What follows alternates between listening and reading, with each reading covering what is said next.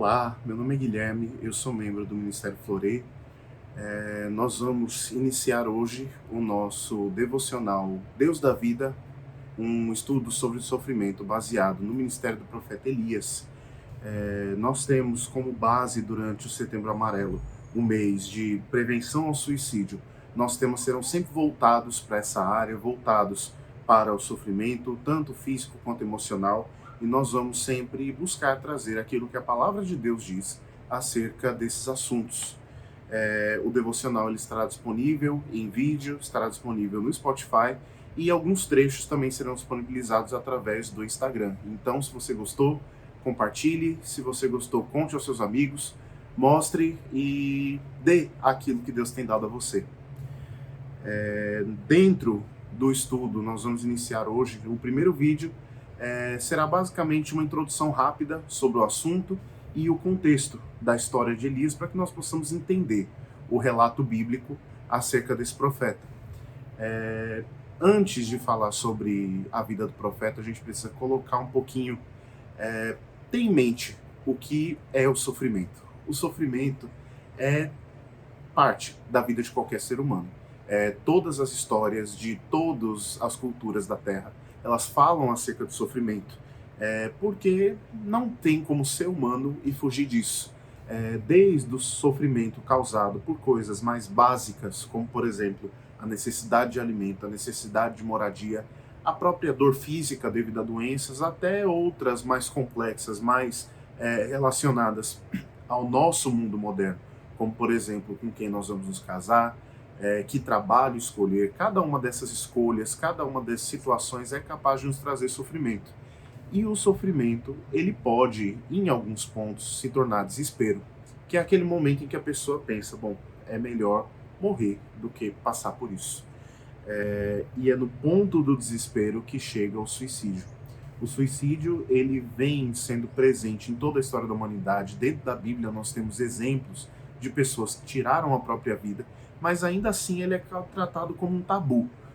O suicídio, ele não é comentado, nas igrejas não se fala sobre esse assunto, muitas vezes por ignorância, muitas vezes por medo, mas nós temos que ter em mente que é um pecado como qualquer outro e que qualquer um está sujeito a isso. Nós vemos na Bíblia vários exemplos de pessoas que tentaram ou tiraram a própria vida. Nós vemos o exemplo de Saul, nós vemos o exemplo de Aitofel, que foi conselheiro de Absalão, o mais famoso de todos, Judas Iscariotes, que traiu a Cristo.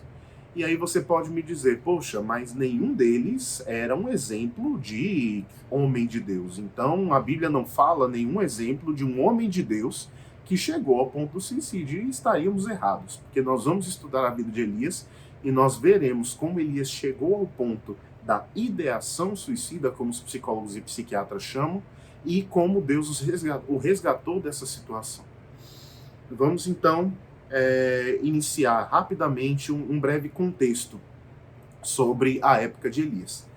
Elias nasceu num tempo em que o reino de Israel já havia sido dividido, certo? Após o final do reinado de Absalão, seu filho Roboão foi ingrato em relação ao povo que havia construído a nação de que seu pai desfrutou, e essa ingratidão fez com que o reino fosse dividido: 10 tribos para o norte, o reino do norte ou Israel, e 2 tribos para o sul, o reino do sul ou Judá. O reino do sul foi governado por uma dinastia descendente de Davi. Tivemos reis devotos, tivemos reis piedosos, como por exemplo Josias, tivemos reis piedosos como Asa, como Josafá, e também tivemos reis totalmente impiedosos, totalmente idólatras, como Acaz e Manassés. Enquanto que o reino do norte teve apenas reis ímpios. E o primeiro deles foi Jeroboão. O primeiro rei ímpio foi o primeiro rei. Jeroboão, ele importou um erro do passado. Lembram-se da história do bezerro de ouro? Jeroboão, ele viu essa história e viu nela uma maneira de evitar que o povo da sua nação voltasse para Judá para adorar, porque o templo ficava na cidade de Jerusalém, que era a capital de Judá, e acabasse se voltando novamente para a casa de Davi. Então o que Jeroboão fez? Jeroboão construiu 2 santuários nas cidades ao sul, extremo sul e extremo norte de seu território, ao extremo norte Dan e ao extremo sul Betel, E nesses santuários colocou sacerdotes que não eram levitas, contrariando a lei de Deus, e colocou 2 bezerros de ouro. E esses centros de adoração, eles foram o grande pecado de Jeroboão, que se arrastou desde o início do reino de Israel, desde a divisão, até que os israelitas eles foram levados cativeiros pela Assíria. Todos os reis foram medidos de acordo com a régua de Jeroboão, porque o seu pecado foi como se fosse o pecado original daquele reino. Então os reis de Israel eles são descritos muitas vezes como não se afastou do pecado de Jeroboão com o que fizera pecar a Israel. O pecado de Jeroboão foi a base da idolatria no Reino do Norte ao longo de sua história. E em dinastia entra, dinastia sai. Uma dessas dinastias foi fundada por um homem chamado Onri. Não sabemos praticamente nada sobre Onri, não sabemos o nome de seu pai, não sabemos de onde ele vem, por que ele aparece num contexto de luta pelo trono, mas sabemos uma coisa, ele teve um filho chamado Acabe. E é com Acabe que tudo se complica. Nós vamos parar por aqui e vamos iniciar novamente, entrando na vida de Elias e na vida de Acabe a partir do próximo vídeo. Se você achou interessante, se o assunto chama a sua atenção, como eu disse, curta, compartilhe, que a palavra de Deus chegue ao máximo de pessoas e chegue àqueles que precisam ouvi-la.